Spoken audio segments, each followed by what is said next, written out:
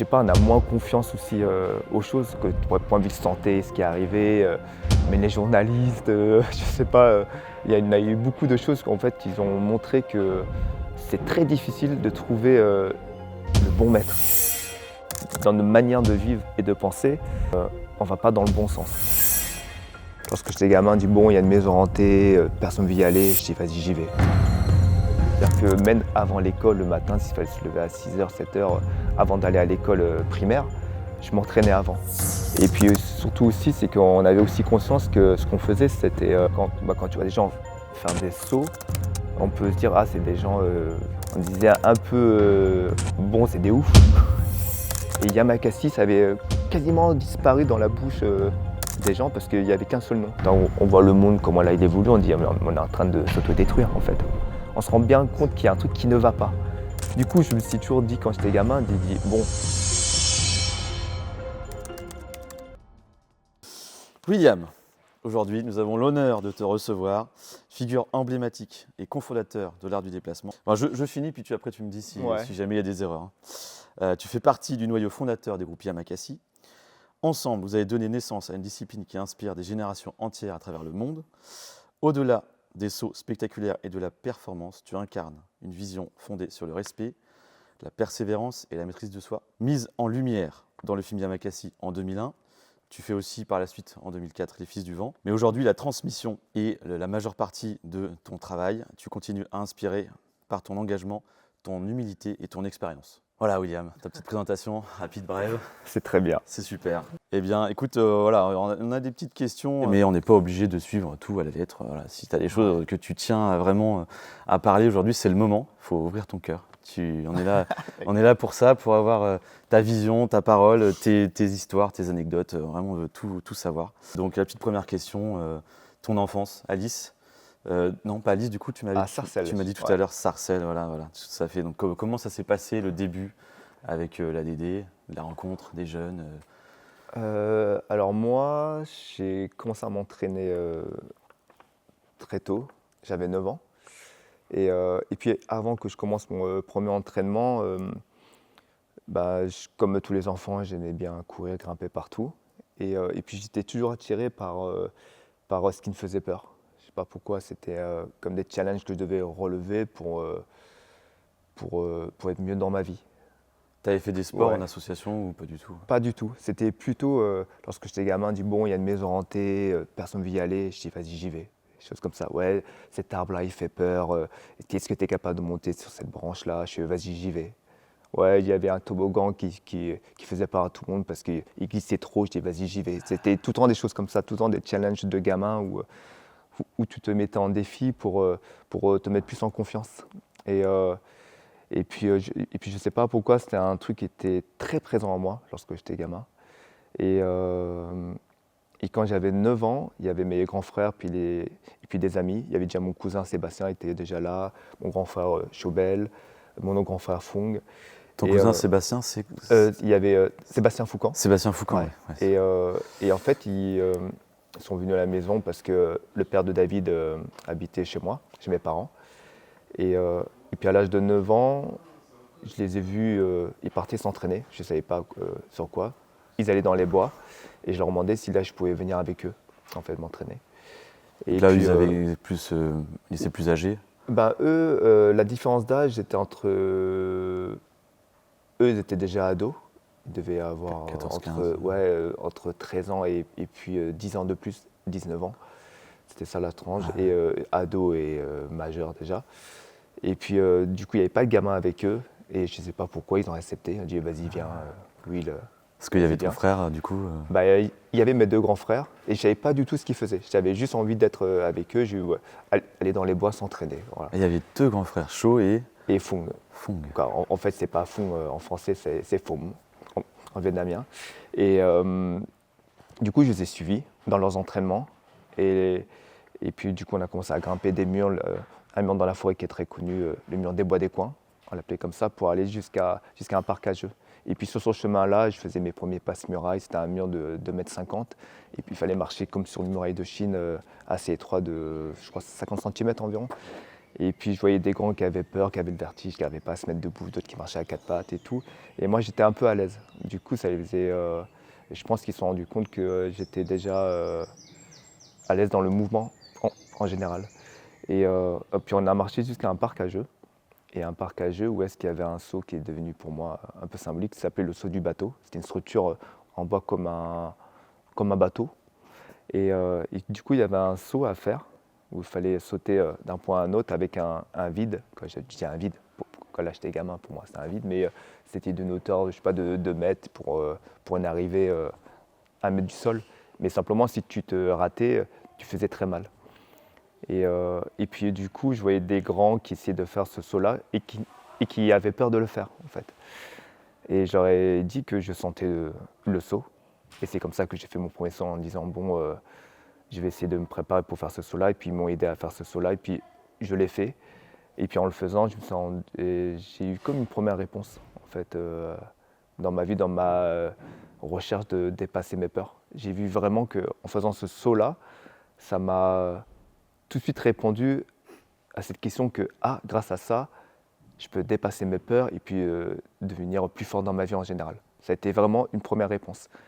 Et depuis, j'ai jamais arrêté. Et ça a été mon quotidien, en fait. Et j'avais pas la chance de m'entraîner à cette époque-là avec mes grands frères, puis les plus grands, parce que j'étais trop petit. Alors je passais la majeure partie de mon temps à m'entraîner tout seul, en faisant le même chemin que là j'avais fait avec eux, mais tout seul, ou sinon en embarquant des jeunes de mon âge, mais qui n'étaient pas aussi pris que moi. Mais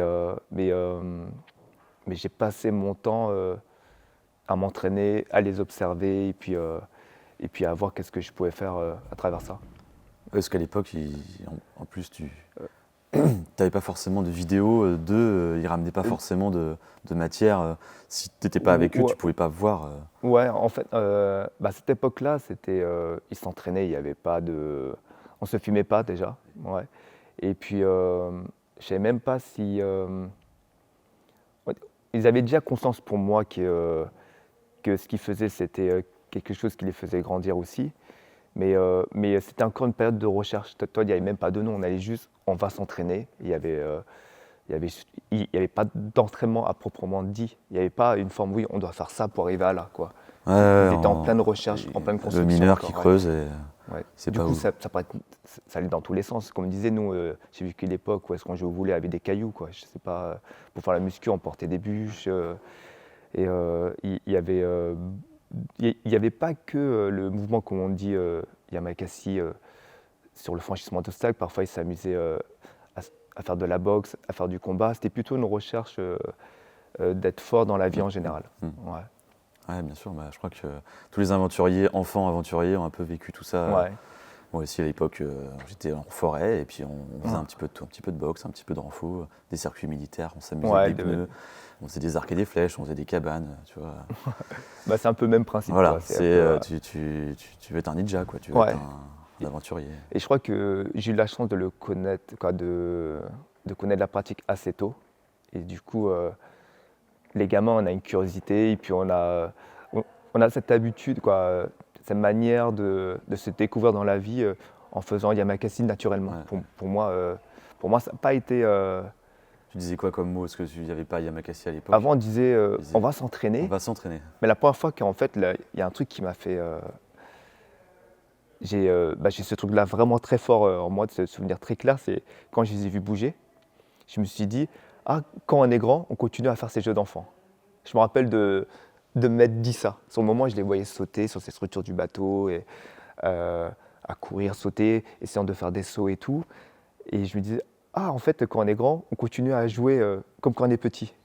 Parce que moi, c'est ce que je faisais naturellement. Ouais. Et quand je les ai vus, j'ai fait, c'est cool. Je me suis dit, c'est cool d'être grand, en fait. Ouais. Et j'ai ce souvenir de dire, ce jeu-là, on le garde même quand on est grand. Et je pense que c'est pour ça que pour moi, même quand je ne les voyais pas s'entraîner, ça a été normal pour moi d'aller trouver des obstacles dans la ville où est-ce que j'étais. Comme, je sais pas, tous les gamins. Bon, Excellent. Moi, j'ai une petite question, je voulais savoir, sur... à cette époque-là, tu m'as cité donc, tes deux frères, Sébastien. Et Sébastien, David. Et puis les amis David Bell, tu veux dire? David Bell, ouais. David Bell, donc il était pas sur 10 à l'époque? Si, il passe à la maison pour voir son père. En fait, comme son père vivait chez nous, à Sarcelles. Et il y avait combien de temps de route là, entre Sarcelles et Lys? Parce que dans le documentaire, tu dis que ça faisait un peu loin. Ouais, ça faisait un peu loin. En fait, t'imagines, tu devais prendre un train de banlieue, plus un RER. D'accord, c'est pour ça en fait. En plus, c'est pour ça que la liaison en fait, elle est avec le père de David. Ouais, c'est-à-dire que le point commun, ça a été une histoire familiale au début. Et je crois que eux, pour venir de Lys, parce qu'à cette époque-là, maintenant il y a un RER qui fait quasiment direct jusqu'à Sarcelles. Mais à cette époque-là, il y avait un changement à faire. Je pense qu'ils mettaient 1h30, 2h pour venir, 1h30, 2h, et puis avec leur sac à dos et tout, quoi. Donc toi, à cette époque-là, tu restes entraîné là-bas et tu n'as pas forcément… Moi, j'étais à Sarcelles, je ne connaissais pas du tout Lys-Évry. Lys-Évry, je l'ai connu peut-être 1 an et demi après. Ouais. C'est-à-dire que la première fois que j'étais à Lys, c'était pour aller voir mon cousin et tout. Et puis encore, il n'y avait même pas la pratique, je voyais même pas la première chose que j'ai vue, c'était la structure de la Dame du Lac. Ouais, donc là tu disais qu'il y avait peut-être un peu plus de murs, un peu moins de… Ouais, je connaissais même pas encore, parce qu'en fait, il n'y avait pas encore Lys, il y avait quel que soit Lys, Évry, pas encore. La première fois que j'ai été, je ne connaissais pas encore ceux qui venaient d'Évry, typiquement, parce que la majeure partie du coup venait de Lys.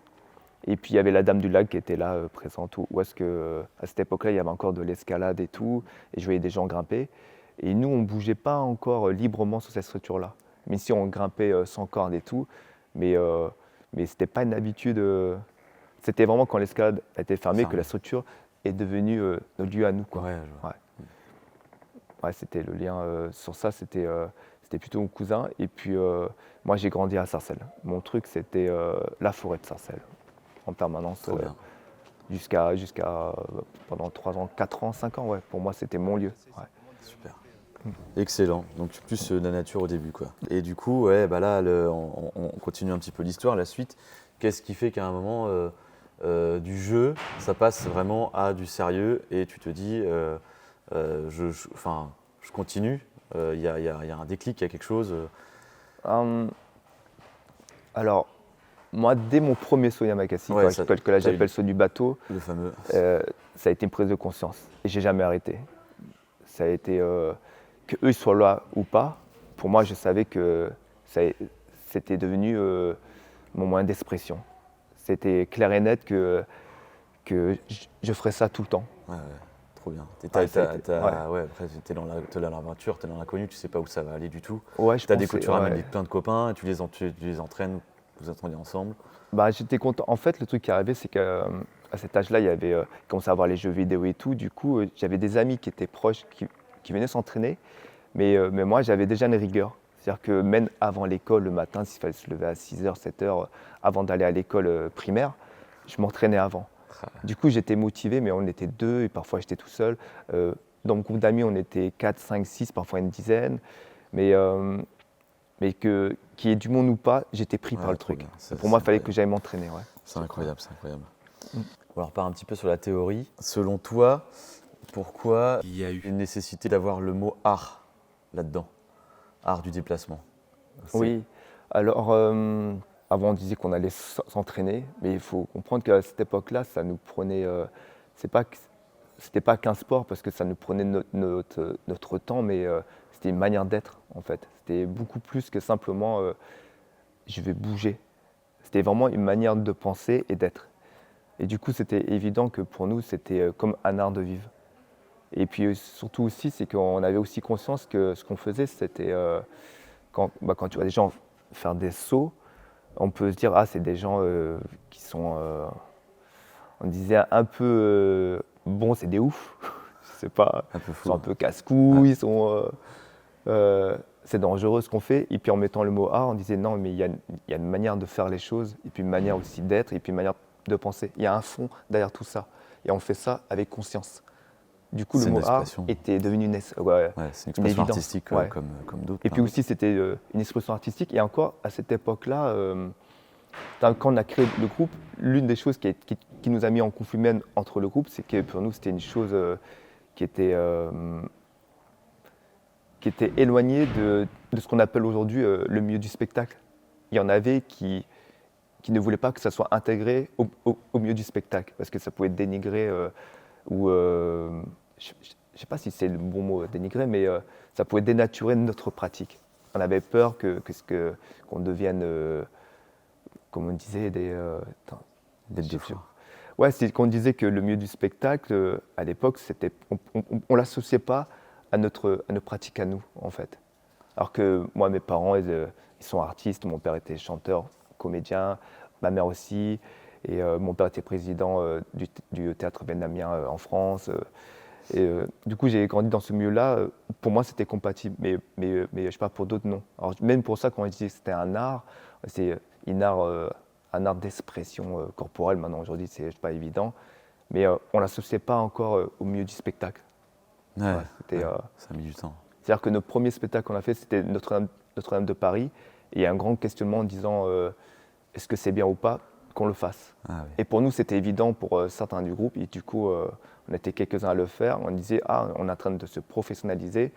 Et pour les générations futures, on est en train d'ouvrir une porte pour leur permettre, eux, un jour, de vivre de ces pratiques-là. Alors que nous, à cette époque-là, on avait galéré avant de pouvoir vivre. Notre-Dame, du coup, ça c'est quelle année? Et c'était en 98. 98. Ouais, en 98. Et ça a été un moment de questionnement. Et ça a quand même divisé le groupe à un moment donné. Avec un peu d'argent en jeu. Ouais, d'argent en jeu, mais c'était plutôt de dire... c'est un peu aujourd'hui comme pour l'escalade, quand on parle des compétitions, alors que ça en fallait, ça fait de la montagne et tout, et qu'on se dit oui, avec la compétition, c'est vrai que ça dénature aussi l'escalade pure que nous on peut voir. Mais est-ce que les deux peuvent vivre ensemble, et est-ce que l'un et l'autre peut aussi faire grandir la pratique elle-même beaucoup plus puriste, tu vois. Ça se nourrit. Ouais. Aujourd'hui, c'est évident, mais à cette époque-là, c'était un questionnement. Et du coup, Stade 2, c'était 80 Et Stade 2, c'était en 97. Un an. Ouais, 97. On a créé le groupe officieusement, quand on s'est réunis, c'était en 1996, où il y a eu la création du nom et puis le nom de la pratique, où c'était Yamakasi, l'art du déplacement. Et pendant ce laps de temps jusqu'à Stade 2, c'était la première fois qu'on commençait à vraiment se structurer et puis à parler de qu'est-ce que c'est la pratique et puis comment la pratiquer. Quand on a commencé à la structurer et pendant ce laps de temps, on s'est aussi découvert entre nous et tout. Ça a été un moment où, c'est pour ça qu'il y a eu une division après dans le groupe et tout, qu'on s'est séparés juste après l'émission Stade 2, parce qu'on commence à se dire est-ce qu'on peut travailler ensemble ou pas? On est tous d'accord sur la pratique, mais est-ce qu'on va dans la même vision, dans le travail et tout? Tout ce qui était professionnalisation, ça a été différent sur ça, en fait, sur la manière de faire les choses. C'est là que le groupe avec la West Coast, c'était pareil. On était un petit groupe aussi, et c'était pareil, un questionnement important. Comment on en vit? Est-ce que ça a dénaturé l'amitié, tout ça? Ça change beaucoup de choses. C'est pour ça qu'au début, dans le groupe Yamakasi, on était 9 fondateurs. Et après Stade 2, la première émission, c'est les gens qui connaissent, qu'on connaît aujourd'hui, c'est les 7 fondateurs Yamakasi. Non, il y en a 2 qui sont 2 qui sont partis. Et ensuite, là, l'histoire pour moi, Yamakasi a vraiment commencé quand les 2 sont partis. Où c'est là, en plus pour moi, c'était 2 personnes qui étaient très importantes dans ma vie, où j'ai dit je pensais vraiment qu'on allait toujours vivre ensemble, éternellement, qu'on serait toujours ensemble en fait. Et là, j'ai eu comme une leçon de vie et j'ai fait une leçon Yamakasi, pour moi, tout ce qui s'assemble se sépare un jour, quoi. C'est dans la nature des choses en fait. Il n'y a pas des choses qui peuvent durer longtemps, comme une montagne, tu vois que ça fait 10 000 ans qu'elle est là, ou 1 million d'années, mais un jour ou l'autre, cette montagne-là va s'écrouler. Ça fait partie du cycle de la vie. Du coup, ça a été quelque chose que j'ai intégré dans ma pratique Yamakasi et qui est devenu quelque chose de très important, qui fait partie dans les fondamentaux en fait. Toujours être prêt au changement, toujours être prêt à tout ce qui peut et se puis passer. de se dire qu'un jour, même ton meilleur ami, il faudra qu'un jour, s'il a besoin de faire sa voix, qu'il fasse sa vie. Et puis de l'accepter et que ça fait partie de la nature des choses. C'est pas un problème, il ne faut pas le prendre comme si c'était... c'est étonnant. En fait, c'est pas étonnant, c'est normal en fait. Alors que moi, à cette époque-là, pas du tout. Un vieil ami m'a dit un jour, il n'y a qu'une seule chose qui ne change pas, Ouais. c'est que tout change. Ouais, tout change. Voilà, c'est vraiment ça, quoi. Il faut toujours être prêt au changement. Bah ça, tu vois, on vient de le dire aussi. La valeur la plus importante que ça t'a enseigné, on l'a un petit peu dit. Est-ce qu'il y aurait d'autres valeurs que ça aurait pu t'enseigner, à part que tout change et qu'il faut être prêt au changement, Moi, dans la pratique, après, pour moi, c'est plus avec la nouvelle génération. C'est-à-dire que toi, je pense que maintenant, aujourd'hui, que j'ai créé ma propre pratique avec le reverse, je disais qu'avant, dans nos pratiques à nous, comment ça s'est construit, on était encore dans les vieilles traditions. Moi, je pense qu'il faut garder les traditions, comment le process est de dire, c'est aussi quelque chose qui te permet aussi de transmettre les choses et qu'en fait tu sais que c'est fiable parce qu'il y a quand même une connaissance derrière. Mais quand je parle de vieille tradition, on était encore est-ce qu'il faut un chef, est-ce qu'il faut un maître, oui le savoir, il faut écouter le maître. On était encore comme dans les anciennes traditions art martial. Alors qu'aujourd'hui je pense que la nouvelle génération, quoi, je pense même pas, c'est évident, ils savent que tu as des professeurs, tu as des maîtres dans le monde, mais tu sais que tu es ton propre guide. Il n'y a plus ce souci-là d'avant où est-ce qu'on était perdu, où est-ce qu'on donnait tout le temps le pouvoir à l'autre. Aujourd'hui, on comprend que tu dois écouter comme tes parents, il faut avoir le respect sur ça parce qu'ils ont un savoir, une connaissance, mais pour que toi, tu puisses grandir et être autonome dans ta propre vie ensuite. Et c'est quelque chose que pour moi, j'ai appris avec la pratique, en fait, qui a été très fort, en fait. Donc on a désacralisé un petit peu le maître. Le maître, ouais. Est-ce que ça, c'est bien en tout point ou il y a des... Pour moi, c'est des côtés, c'est toujours important de se dire que dans toutes les pratiques que toi, tu fais, de trouver le bon maître et toi, tu sois le bon élève. Ouais. Mais le bon maître, il t'apprend à être ton propre maître. C'est hyper important qu'à l'époque, on ne le savait pas trop. Tu vois, alors que la nouvelle génération a ça d'intuition et qu'elle a compris que... Et après, je pense aussi, parce qu'aujourd'hui, on a été... je sais pas, on a moins confiance aussi aux choses que point de vue de santé, ce qui est arrivé. Mais les journalistes, je sais pas, il y a eu beaucoup de choses en fait qui ont montré que c'est très difficile de trouver le bon maître. Et en même temps, aujourd'hui aussi dans le pratique Yamakasi, pour moi, on t'apprend à être responsable de ta propre vie. C'est-à-dire que quand tu peux pas toujours dire oui, c'est à cause de l'autre, ceci, cela, tu es responsable de ta propre vie. Et du coup, mais si tu as un maître et tout, tu dis bon, le temps de confiance, ça s'apprend. Et puis il faut aussi d'avoir, il y a je sais pas, plusieurs niveaux de confiance, mais que tu es aussi responsable de ta propre vie. Ça, c'est un truc qui m'a été intégré grâce à la pratique. Tu ne peux pas toujours attendre des autres. Toi, tu dois faire aussi l'effort de faire ton chemin à toi, quoi. Toi, du coup, tu en es un petit peu un maître. Du coup, moi, moi, le maître, en fait, mon premier professeur dans la pratique lorsqu'on s'entraînait, ça a été Yann Notra, qui est le plus ancien fondateur Yamakasi. Et pour moi, ça a été le premier qui nous a tous, entraînés à un moment donné, mais aussi qui a été le premier à ce que j'ai senti qu'il y avait une structure, entraînement aussi. On va faire ça pour arriver là. Et Yann, ça a été un guide. Ça a été mon premier prof pour moi, qui m'a dit oui, je te prends en main. Et puis après, il m'a expliqué plus tard pourquoi. Il m'a dit lorsque tu étais gamin, mais quand tu venais à la maison, mon père m'a dit il faut que Will, là, ce petit bonhomme, il va aller loin, il a un potentiel.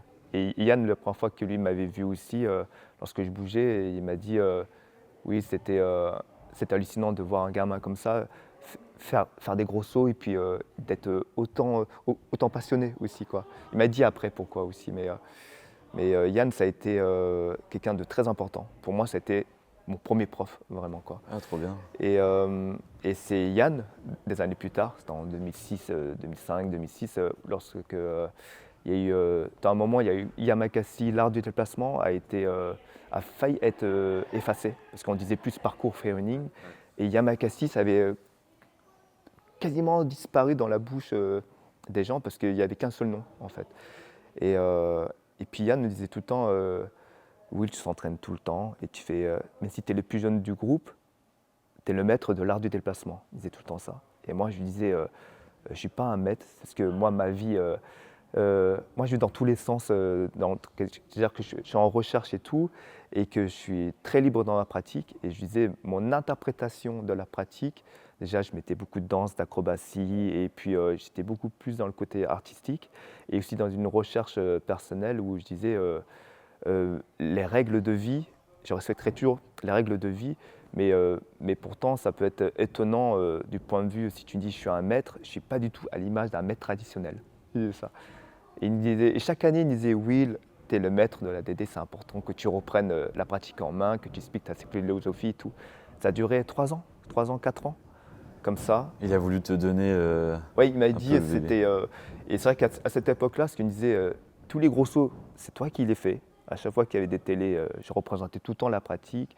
Et il me disait tout le temps, tu représentes la philosophie puis la pratique. Et c'est important, et tu es le maître de l'art du déplacement, et tu es le maître Yamakasi. Et chaque année, il me disait ça, et moi je disais non, non, non, non, non, non, non. Et un jour, à cette époque-là, chaque année, on faisait des stages à Londres avec Parcours Génération. Et je ne sais pas, je suis arrivé, et puis Yann me présente, il était là avec il y avait Stéphane Vigroux, puis aussi et tout, et il disait, et voici Master Williams Bell. Et moi, je lui disais tout le temps, Yann, je ne suis pas le maître. Et c'est là que j'ai eu le statut de maître, parce que Yann, il dit, c'est Master Williams Bell. Et c'est comme ça que je suis devenu maître, je pense, en 2009 pour la première fois. Et c'est vrai que Stéphane Vigroux et puis Dan aussi, les représentants de je sais pas, Parcours Génération, m'appelaient aussi comme ça en dehors. Et là, j'ai eu le statut officiel. Et là, je suis allé voir Yann, j'ai fait, OK, alors je suis maître, mais je le fais à ma manière. Ouais, bien sûr. Du coup, je le ferai. Je ne suis pas un maître traditionnel comme ça. J'enseignerai et puis je transmettrai à ma manière. Et soyez prêts, parce que si vous me donnez le statut de maître, alors soyez prêts aussi que je ne rentre pas dans les cases. Voilà, c'est tout, quoi. Mais c'est comme ça que je suis devenu maître. Et en fait, j'ai aussi accepté parce que c'est une amie en fait, qui m'avait dit, qui s'appelle Armelle, et c'est l'une de mes meilleures amies et qui est aussi coach, qui m'a dit Will, accepte-le, parce qu'en fin de compte, ça fait que tu montres aussi à une nouvelle génération que quand tu fais une pratique, et puis au bout d'un certain temps, et toi qui est arrivé à une maîtrise de l'art du déplacement et puis de l'art Yamakasi, comme moi j'appelle la pratique Yamakasi en fait, mais quand tu arrives à une maîtrise dans ta pratique Yamakasi, c'est important que la nouvelle génération puisse comprendre que tu as atteint un niveau, en fait. Tu n'es pas toujours élève, en fait. Ouais. Tu restes, du coup, qui dit maître, élève, dit passage de grade. Est-ce que passage de grade sur ça. En fait, au moins, c'est comme à l'école, quoi. Tu dis, j'ai le bac, au moins. Tu as atteint un diplôme, et puis au moins, ça te certifie dans quelque chose, et ça confirme aussi ta pratique. Et moi, lorsqu'elle m'a dit ça, j'ai fait, ah oui, c'est vrai, parce que c'est ce que j'enseigne aussi aux enfants en fait, que là j'avais. Ils disaient oui, le diplôme que là j'essaie de vous enseigner, je disais, les premiers élèves que j'ai eus, c'était des amis de ma petite sœur. Elle avait 10 ans. Et je leur ai dit, et puis eux m'avaient demandé si je pouvais les entraîner. C'était le premier groupe que j'ai enseigné je pense en 2001. J'ai dit, je suis prêt à vous entraîner, mais jusqu'à votre majorité. Mais dès que vous avez 18 ans, vous devenez autonome de votre vie. J'ai dit, entre 10 ans et 18 ans, je suis prêt à vous entraîner. Tous les week-ends, je passe à Sarcelles et puis je vous entraîne. Et puis pour moi, j'ai dit, votre diplôme va certifier que vous êtes autonome dans votre vie. C'était un peu aussi dans ce sens-là. Mais j'ai pris plutôt en disant, je reste élève de la vie tout le temps, mais je suis maître dans la pratique Yamakasi. Dans le sens maîtrise de ouais, maîtrise, ouais. Mais je pense qu'avant, j'avais aussi une image du maître qui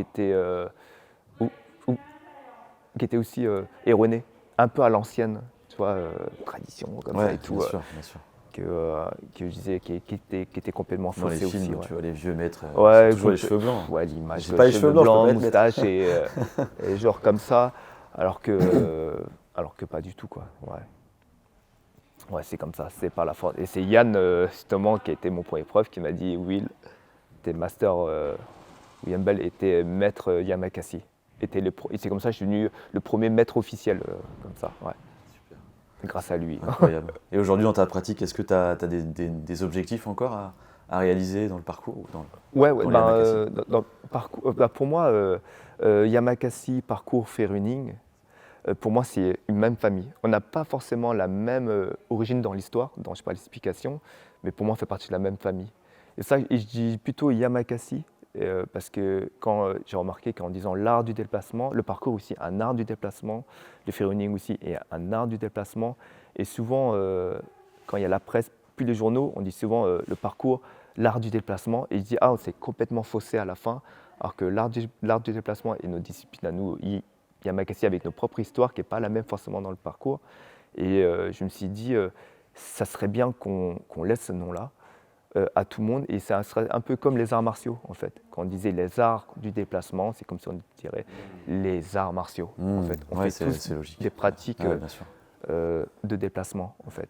Et pour moi, Yamakasi est c'est un symbole quand même dans le monde. Et en France, c'est vrai quand on présente souvent, par exemple, comme pour la Coupe du Monde de rugby, mais en France, quand on parle des Yamakasi, on est associé aux valeurs, en fait, qu'on parle de respect, volonté, courage, entraide.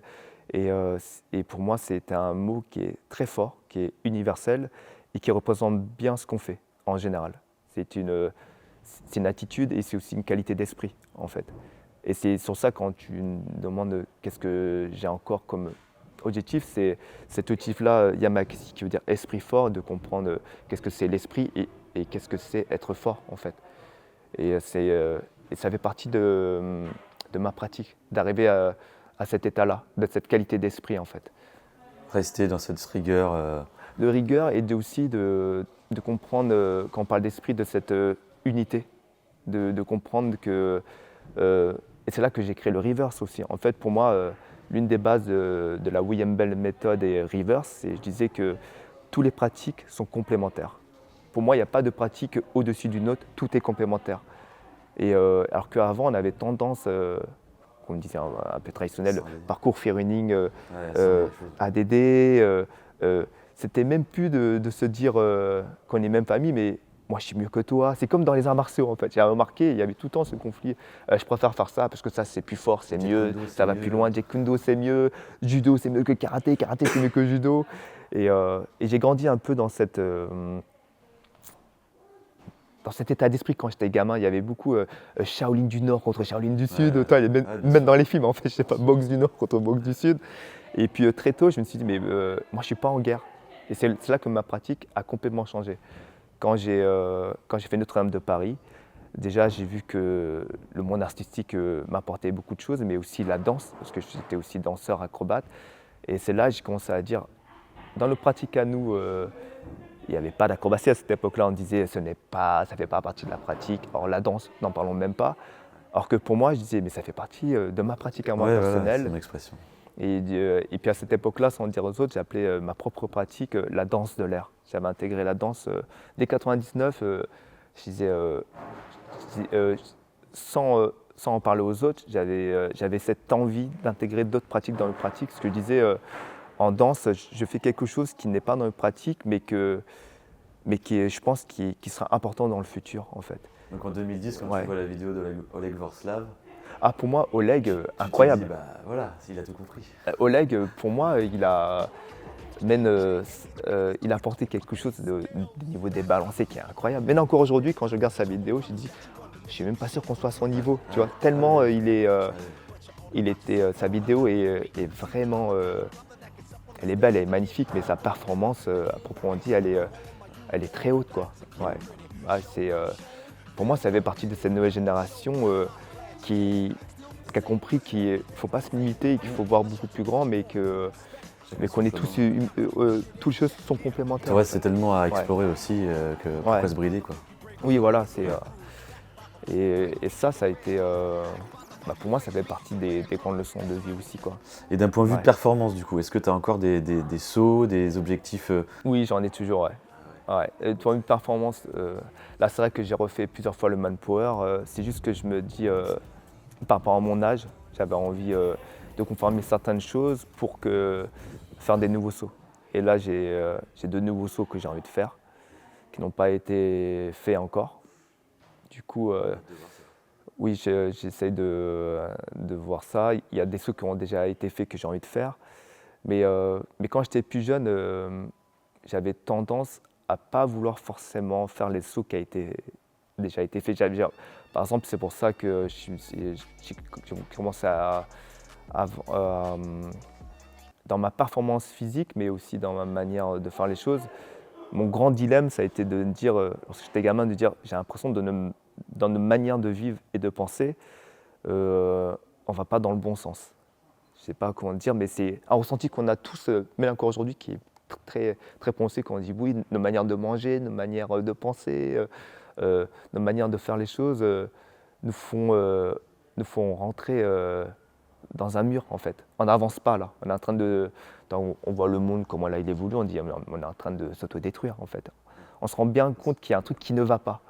Du coup, je me suis toujours dit quand j'étais gamin, bon, si je fais des choses qui ont déjà été faites là, ça va donner le même résultat, je vais rentrer dans un mur. Il faut penser autrement, il faut faire des choses, il faut créer de nouvelles choses en fait. C'est ça que Yamakasi pour moi participe à ce renouveau. On dit bon, il y a une ville, bon, on l'a subie, et nous on dit non, on n'est pas obligé de la subir. On vit dans une ville, bon, elle n'est pas parfaite, mais on peut transformer les choses et puis on peut s'en libérer. Ça a été, pour moi, ça a été le message Yamakasi en fait. C'était sur ça que avant, dans ma pratique personnelle, on pratiquait dans la forêt, dans les bois, mais c'était quelque chose pour nous qui était normal. Marcher pieds nus ou manger dehors, aller dans les bois, c'était quelque chose pour nous qui était normal, mais qu'on savait que c'était un lieu qui nous faisait grandir. Et la ville, on l'a pris comme symbole, mais si on faisait autre chose, on dit bon, c'est important d'aider les gens qui sont dans la ville, qui sont en train de la subir. Ça qui entend Yamakasi, on a dit bon, quand on a fait des sauts dans la ville, c'était une symbolique pour dire on peut s'en libérer, en fait. C'est pas quelque chose qu'on est obligé de subir. Ouais, t'invites les gens évidemment à se dépasser et puis à avoir plus grand et que l'impossible devient possible. Ça a été un message qui était important pour nous. Et c'est pour ça qu'on a créé le groupe Yamakasi, en fait. Parce que des gens nous disaient qu'il faut faire quelque chose avec ce que vous faites.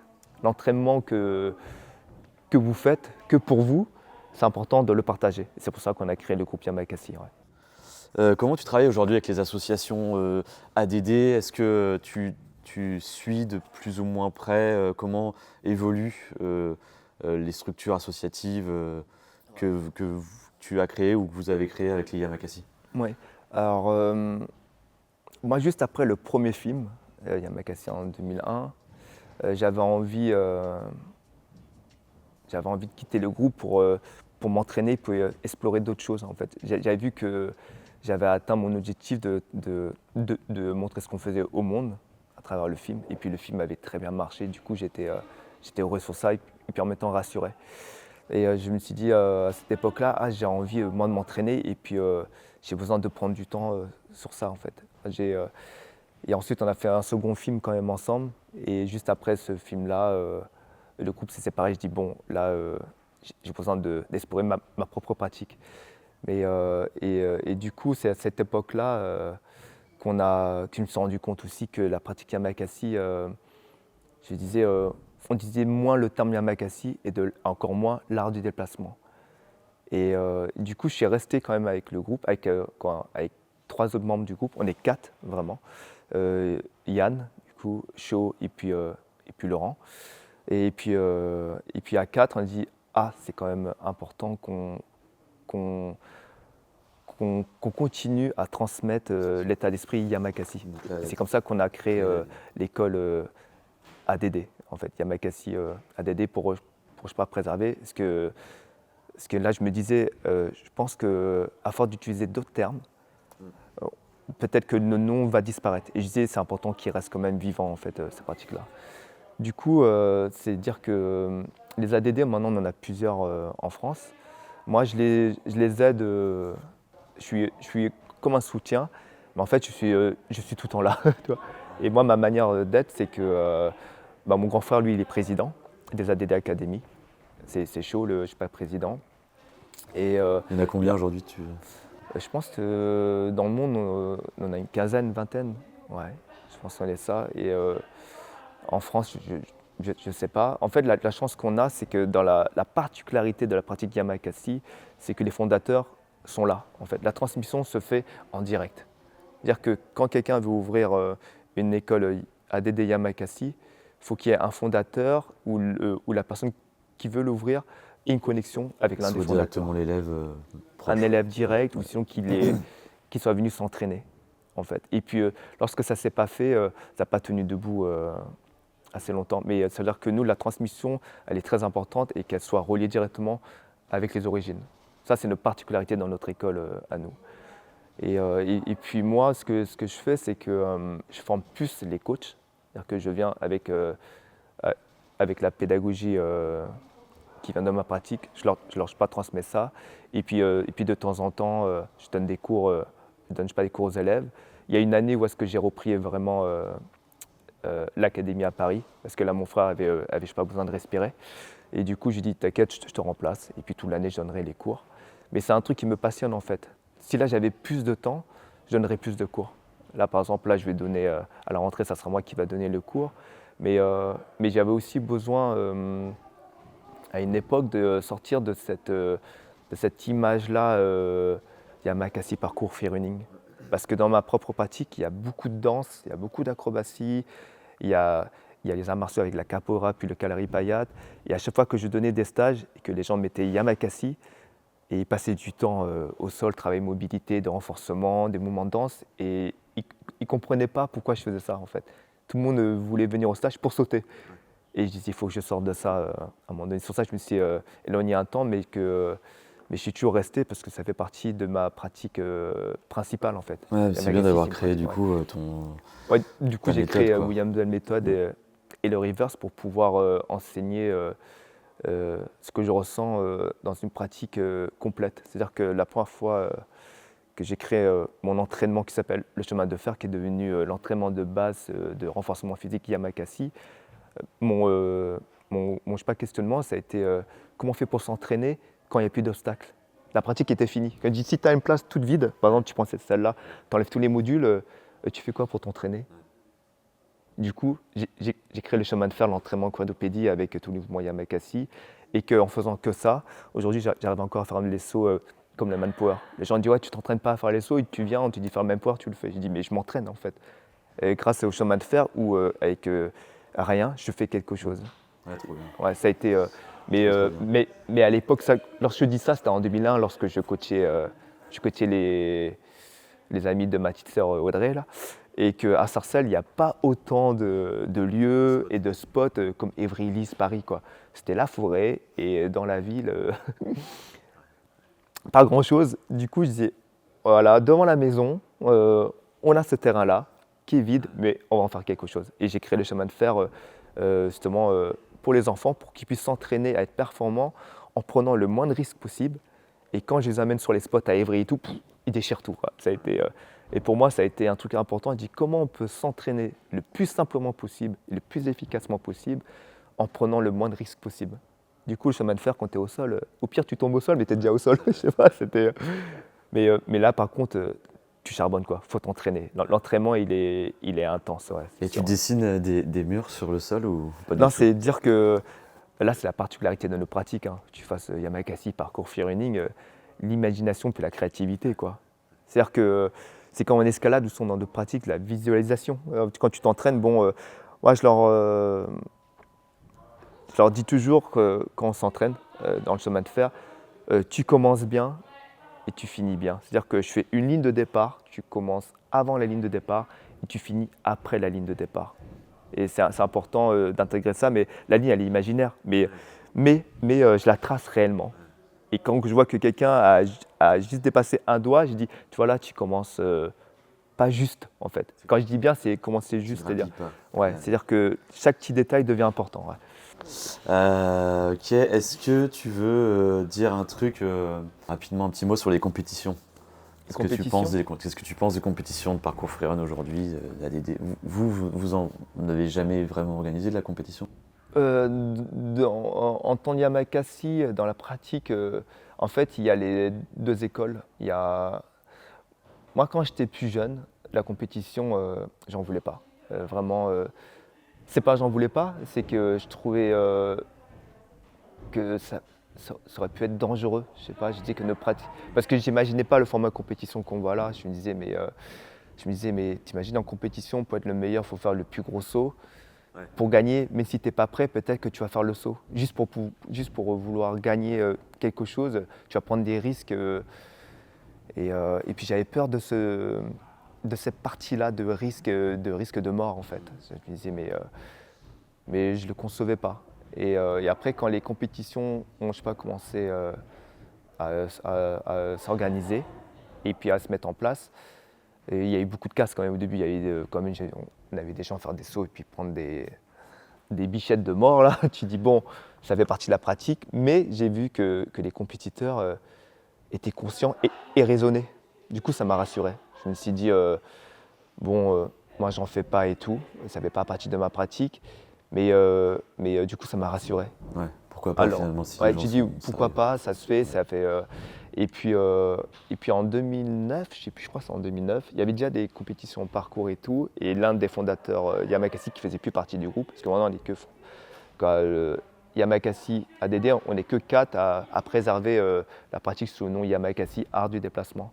Sinon, avec les 3 autres membres du groupe, que ce soit parcours ou free running, ils employaient d'autres mots. Alors que moi, à cette époque-là, je disais, bon, pour pas que le nom disparaisse, c'est important qu'on dise ce qu'on fait. Yamakasi, l'art du déplacement. Sinon, on ne l'utilisera plus. À cette époque-là, dans le parcours, il n'y avait pas de compétition. Et je crois que Malik, c'était Malik, l'un des fondateurs Yamakasi, a organisé une compète avec une autre personne qui s'appelle JL, qui fait beaucoup de tricks, acrobatie. Et ils avaient organisé une compétition, je ne sais plus à l'époque comment ça s'appelait, mais peut-être c'était parcours compétition. Et ils se sont fait cartonner, je pense, c'était leur deuxième compétition. La deuxième, il y a eu un accident. Il y a un accident, La box qui est cassée là. Non, alors ça c'était pendant ces compétitions-là, mais c'était pour ces compétitions-là. Et comme ils employaient le mot parcours dans la compétition, ils devaient soit annuler ou soit faire la compétition, mais avec tous les problèmes qu'on dit, il n'y a pas de compétition dans le parcours. Et puis Malik nous a demandé aux 4 fondateurs Yamakasi, je lui disais, si tu veux, tu peux utiliser, tu dis compétition, l'art du déplacement. Il dit, même si nous on l'a pas, mais on peut te soutenir. Nous on n'est pas, alors que Yann et Laurent, surtout Laurent et tout, lui il n'y a pas de compétition. Il est pas pour la compétition. Il le tolère, il dit c'est comme ça, c'est la, je sais pas, nouvelle génération, mais lui il n'en fait pas quoi. Et puis Malik m'a demandé si moi je pouvais être juge. Alors moi ça a été un vrai dilemme parce que je n'étais pas du tout compétition. Et en fin de compte, c'était mon ami de cette époque-là qui m'a dit Will, c'est la nouvelle génération, elle est comme ça. Et toi qui veux toujours partager avec la nouvelle génération, va les rencontrer, ça te permettra toi de les rencontrer. Et du coup ça m'a poussé à dire ok, j'accepte à être juge pour pouvoir rencontrer la nouvelle génération. Alors que c'était pas du tout mon truc. Hein. Et quand j'ai été. Tu as fait juge à cette compétition-là. J'étais juste sur cette compétition-là. J'ai vu sûrement Foski. Je crois que c'est Foski qui a cassé le module. Qui est rentré, qui a fait un costal de la mort, un saut de fond et tout. Et je vois qu'il arrive, et c'est pas de sa faute. C'est module. Et puis il a pris un saut, il était hyper précis et tout. Mais et c'est là que c'était ma première compétition. En plus, ça s'appelle l'art du déplacement, alors que nous, on n'en faisait pas. Mais c'était par. On disait c'était pour exploration. Pour aider un ami en fait, parce qu'après ça ne s'appelait plus comme ça. Et moi, en allant à ces compétitions-là, ça m'a rassuré et de voir cette nouvelle génération-là. Et je me disais, est-ce qu'ils vont être en concurrence et tout? Ça m'a. Qu'est-ce que tu allais dire? Le mot parcours du coup a été retiré. A été retiré parce que. Par David ou?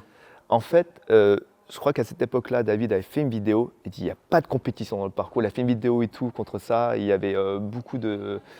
Il avait fait une vidéo contre ça, justement, contre la compétition et tout. Et du coup, pour eux qui puissent faire la compétition, ils ont changé ça par l'art du déplacement. Et nous, on avait autorisé, on dit, on t'aide. Alors que pourtant, dans nos communautés, après, on a expliqué à nos élèves, bon, il n'y a pas de compétition, mais là, c'est pour soutenir un ami qui doit faire sa compète. Et pourquoi pas, mais nous, ça serait une branche, mais ça ne fait pas partie de nos pratiques. On ne s'entraîne pas pour la compète, quoi. Et c'était vraiment pour un soutien. L'annexe Yamakasi en fait. Okay. Et moi, en faisant ces compétitions, j'ai rencontré la nouvelle génération.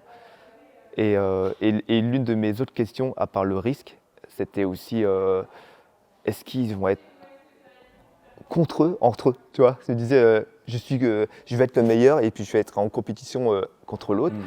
Et là, j'arrive T'as et une bonne ambiance. une famille. J'ai vu, voilà, c'était une bonne ambiance. Super. J'ai fait, elle est belle cette nouvelle génération, quoi. Bien sûr que, elle est ouf. Ouais, ça a été, bien sûr que c'était la peur de tous incroyable. les passionnés, Ouais. les mordus.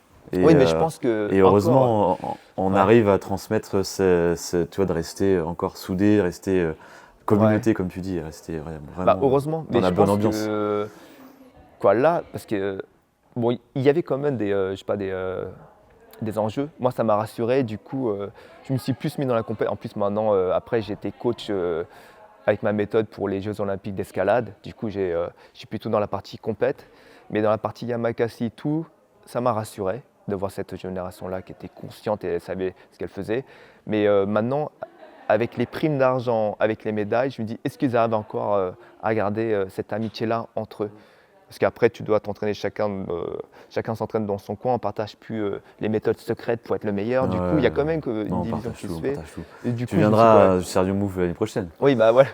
Tu verras que c'est l'entraide et on est vraiment soudés, quoi. Et ça, je trouve ça cool. Pour moi, la compétition, je regarde beaucoup de pratiques, l'athlétisme, la gymnastique, la natation, le judo.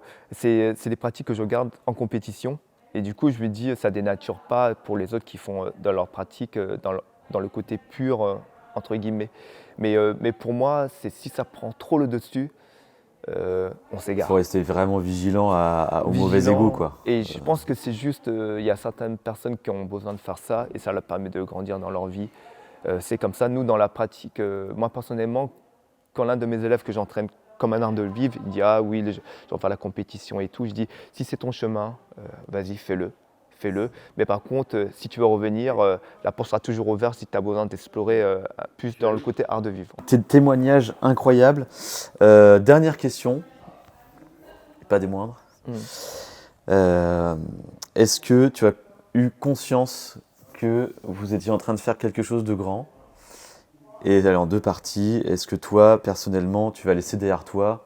Qu'est-ce que tu vas te dire que tu auras accompli quand tu seras plus vieux? Est-ce que tu auras conscience de ça?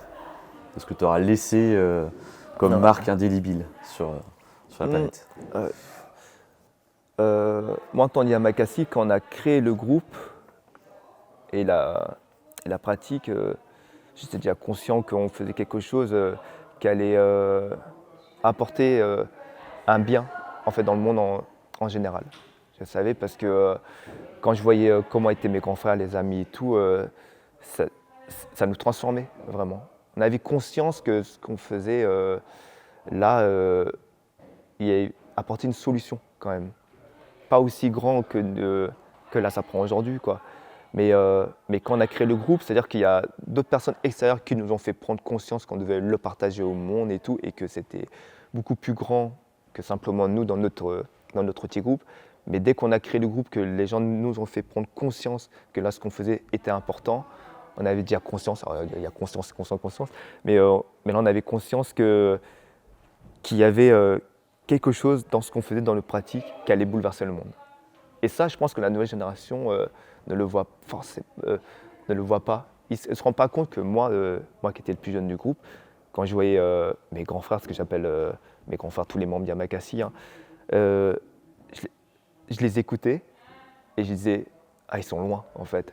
Ils sont conscients de ce qu'ils font, où est-ce qu'ils vont, en fait. » Et je crois que la nouvelle génération qui a suivi juste après, pas la nouvelle, mais la première génération qui n'a pas suivi après, ils pensaient que ces fondateurs-là, quand je m'inclus aussi, mais quand je parle de mes grands frères, n'avaient pas conscience de ce qu'ils faisaient. J'ai dit non, vous vous rendrez pas compte. Ils n'avaient pas de structure forcément, c'est-à-dire que l'entraînement, la pratique n'était pas encore structurée comme aujourd'hui, mais la base était là. Ils avaient conscience qu'avec cette base-là, on allait faire des grandes choses. Pour moi, j'ai regardé, sur ça, ils s'appelaient mes grands frères, hein, et ils avaient cette conscience-là. Ouais. Quand vous avez commencé à voir des gens de l'Australie, des États-Unis débarquer sur la Dame du Lac, je veux dire, ah ouais, ça fait le tour du monde, ça y est. En fait, Oui, le film Yamakasi. Le film Yamakasi. Il a fait le tour, il a été traduit dans toutes les langues. Ouais, en fait, le film Yamakasi, il a eu un succès en France, mais il est sorti dans une vingtaine de pays dans le monde. Et puis dans tous les pays, ça a été un succès en fait. Incroyable. C'est-à-dire que nous, on a beaucoup voyagé, on a fait des promos. Et dans tous les pays que nous on allait, je me rendais compte que les spectateurs, la chose qu'ils avaient envie de faire juste après la sortie du film, c'est sauter en fait. Ils voulaient bouger partout, ils sautaient, ils disaient ah, c'est incroyable et tout. Du coup, on dit, c'est sur ça que juste après ça, je dis mission accomplie, première mission accomplie. Maintenant, il faut que j'aille m'entraîner et faire d'autres recherches, quoi. Et j'ai dit ah, je suis heureux là, parce que moi en tant que gamin, c'est ce que je voulais transmettre. Et quand je suis venu à Yamakasi, je disais aux autres, j'avais la peur que le monde je sais pas, modernise. Je ne sais pas pourquoi j'ai grandi avec la peur de la je sais pas, technologie. Je me disais, ça se peut qu'un jour, on sera cloué dans notre fauteuil et puis on n'aura plus besoin de bouger pour que les choses viennent à nous. J'avais cette peur-là en me disant, peut-être que les gens ne prendront plus soin du corps en fait. Et je voulais dire aux gens, mais c'est important de prendre soin du corps et puis d'aller bouger. Et puis aux gens qui manquaient de choses, je me disais non, on n'a pas besoin de grand-chose. Juste avec un jogging, une paire de baskets, tu sors et c'est bon, le terrain de jeu il est là en fait. J'avais cette peur de me disant aux gens, oui, faut pas s'inquiéter, on peut faire quelque chose avec rien. Non, quand surtout moi qui venais d'un milieu où est-ce que tout nous poussait à penser qu'on n'avait rien en fait. Dans la banlieue, tout est fait, ouais, tout est obstacle, tout est dur, tout est. Tu dis, ok, on n'a pas grand-chose, mais on va essayer de s'en sortir et puis on peut s'en sortir en fait. Ouais. Du coup, ça a été c'est l'une des choses que je voulais transmettre et qu'aujourd'hui pour moi est acquis en fait pour les gens. Très bien, on va conclure là-dessus, William. Ouais. Un dernier mot juste sur qu'est-ce que tu dirais à un jeune qui va commencer, qui va être passionné, pour le conseiller au mieux en 2-3 mots. Suis ton cœur. Pour moi, quand toi tu es jeune, pour moi on est beaucoup plus centré que forcément un adulte. Pour moi, quand j'ai un jeune qui vient comme ça et qui est passionné, je dis écoute-toi et puis va t'entraîner. Et s'il me demande qu'est-ce qu'il faut faire, je dis entraînement physique, voilà, prépa mentale, voilà ce qu'on fait. Je lui montre les exos qu'il faut faire, mais toujours c'est important de suivre ce qui te fait vibrer en fait. Et ce qui fait, quand je parle de vibrer, ce qui te rend beaucoup plus positif et qui te fait te rendre beaucoup plus heureux chaque jour en fait. C'est important de suivre cette guidance-là, quoi. Super. Merci. Merci à toi. Un grand merci William Merci pour ta venue. Et puis j'espère qu'on pourra se revoir. Tu pourras venir sur les événements en compétition à Cholet. Ouais, Cholet. Et puis, après la compétition, ce que je voulais dire, c'est que on peut tout justifier. Moi, dans la vie, ce que je disais aux gens, que ça soit bon ou mauvais, tu peux tout justifier. Pour moi, la compétition, maintenant, je le vois comme il y a des personnes qui ont besoin de faire la compétition pour avancer. Il faut l'accepter. Mais pour moi, c'est plus important de voir des gens qui pratiquent, qui s'entraînent et qui voient ça comme un art de vivre. Pour moi, la compétition, aujourd'hui, elle prend beaucoup le dessus. Ouais, et beaucoup moins l'aspect, que je disais, l'aspect pas philosophique, mais l'aspect qui donne un sens à nos pratiques.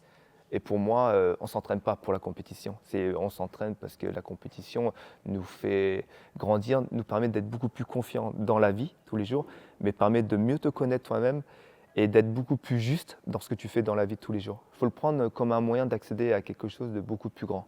Ouais, bien sûr. Mais il ne faut pas aboutir à ces finalités. C'est pas une finalité en soi. Voilà, toujours en soi. Tu mets toujours un petit point d'attention sur ce côté-là, compétition. Ouais. Super. Mais oui, une prochaine fois. Un grand merci. On essaiera de s'organiser quelque chose sur Paris. J'essaierai de voilà, ou sur Paris, ou sur chez toi là. Un prochain training ensemble. Let's go. William, merci à toi. À très bientôt. Merci encore pour ta venue. Et puis à très bientôt. À très vite.